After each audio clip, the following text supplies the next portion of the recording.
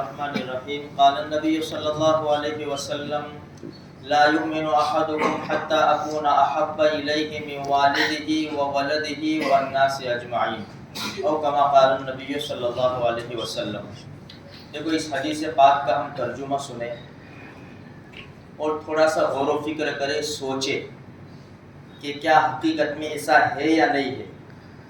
اگر نہیں ہے تو ہمیں فکر کرنی چاہیے، اور اگر ہے تو اللہ کا شکر ادا کرنی چاہیے۔ نبی کریم صلی اللہ علیہ وسلم کا پاک ارشاد ہے کہ کوئی آدمی بھی کامل اور مکمل ایمان والا نہیں ہو سکتا یہاں تک کہ اس کے والدین سے، اس کی اولاد سے اور سارے لوگوں سے محبت زیادہ مجھ سے نہ ہو۔ یعنی سب سے زیادہ محبت ہمارے نبی فرماتے ہیں مجھ سے ہونی چاہیے، اولاد سے بھی، والدین سے بھی اور سارے لوگوں سے بھی۔ ہمارے نبی کے ذریعے ہی ہمیں ہدایت ملی ہے، اور ہمارے نبی کے کروڑ احسانات ہیں۔ اور نبی جو ہوتے ہیں نا، وہ امت کے اوپر ماں باپ سے بھی زیادہ شفیق اور مہربان ہوتے ہیں۔ اس لیے ہمیں سوچنا چاہیے کہ بھئی میری محبت اللہ کے رسول سے ہے تو کتنی ہے۔ اگر کم ہے تو اس کو بڑھانے کی کوشش کرنی چاہیے۔ محبت بڑھے گی نبی کریم صلی اللہ علیہ وسلم کے طریقے پر زندگی گزارنے سے۔ بھئی کھانا میرے نبی نے کیسا کھایا، میرے نبی کیسا چلتے تھے، میرے نبی کیسا سوتے تھے، میرے نبی کا لباس کیسا تھا، میرے نبی کے بال کیسے تھے، میرے نبی کا پڑوسیوں کے ساتھ سلوک کیسا تھا، غیروں کے ساتھ، یہ ساری چیزیں ہمیں دیکھنی پڑے گی۔ یہ چیزیں دیکھ دیکھ کر زندگی گزاریں گے نا، محبت بڑھتی چلی جائے گی۔ دیکھو صحابہ کرام نے اللہ کے رسول سے وہ محبت کا ثبوت پیش کیا کہ دنیا پیش نہیں کر سکتی۔ یہ جو سورہ منافقون ہے، سورہ جمعہ کے بعد سورہ منافقون قرآن کریم میں، اس میں منافقوں کا سردار عبداللہ ابن ابی کا واقعہ ہے۔ یہ منافقوں کا سردار تھا، اور بیٹے جو تھے عبداللہ ابن ابی کے جو بیٹے، ان کا نام بھی عبداللہ، حضرت عبداللہ رضی اللہ تعالیٰ، وہ پکے سچے مسلمان، بالکل پکے مسلمان۔ جب عبداللہ ابن ابی نے گڑبڑ کی، یہ واقعہ پورا سورہ جمعہ کے اندر، سورہ منافقون کے اندر ہے، تو یہ باتیں بہت پھیل گئی۔ اللہ کے رسول صلی اللہ علیہ وسلم اور مسلمانوں کو انہوں نے ذلت والا کہا، اس نے ذلت والا کہا اور اپنے آپ کو عزت والا کہا، ہم نکالیں گے ان کو۔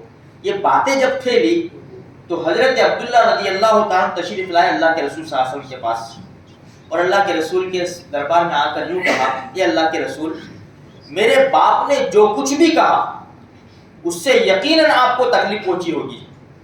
اگر آپ کا ارادہ قتل کرنے کا ہے نا تو میں تیار ہوں، میں قتل کروں گا۔ اور اللہ کے رسول خزرج والا پورا قبیلہ جانتا ہے کہ مجھے جتنی محبت میرے باپ سے ہے نا کسی کو بھی نہیں ہے، لیکن یہاں پر آپ کا سوال آیا ہے۔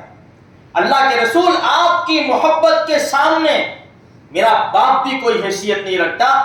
اگر آپ کا قتل کا ارادہ ہے تو آپ مجھے حکم کریں، آپ جو مجلس میں بیٹھے ہیں نا، اٹھنے سے پہلے اس کا سر لا کر حاضر کروں گا۔